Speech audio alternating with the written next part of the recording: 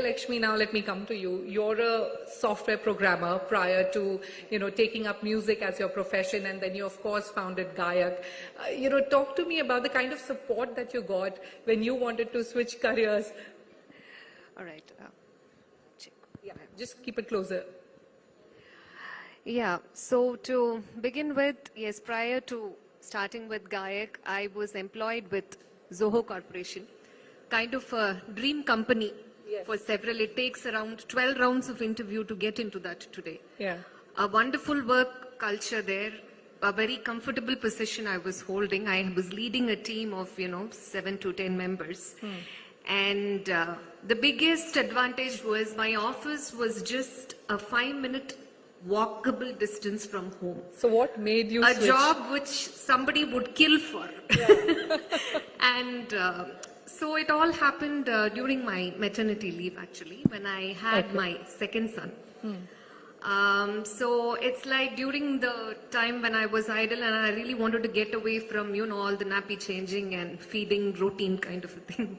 So that's when my sister-in-law, my brother's family, they're based in the USA. So she was kind of, asking me that, why don't you teach my children music, since you're a trained Carnatic music singer? And I was awake, mostly during the night time, since I had the little one, and it kind of suited their time zone requirements as well.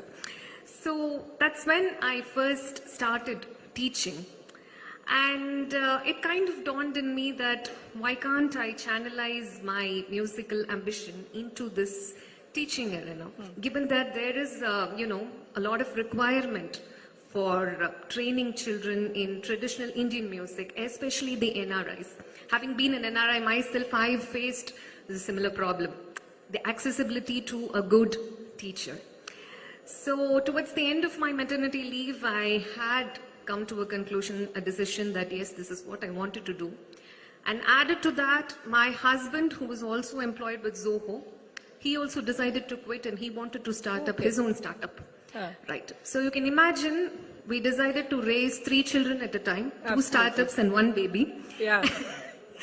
And the support from the family, be it my in-laws or my parents and my husband for that matter, everybody, it just hardly took 5 minutes to come to a decision. It's okay, if you really want to do this, go ahead and do it. So you chose the difficult path. It was easier to go back to Zoho. Yes, pretty but much. You decided to raise 3 children. Okay. Yes. So you have a student base that ranges from 4-year-olds to 80-year-olds. Yeah. Talk to us about the kind of parity that you see in your client base at Gaayak. Well, I would say that each segment has their own requirement. Like say if you have a toddler who's hardly 3 or 4-year-old walking in for online classes, you can't expect them to sit and sing Saregama for even for 25 minutes. They may hardly have an interest towards it. So what we decided to do while crafting the curriculum was, we, decided to tune Saregama in terms of nursery rhymes. So introduce the concepts in terms of nursery rhymes or in terms of, peppy songs which they like.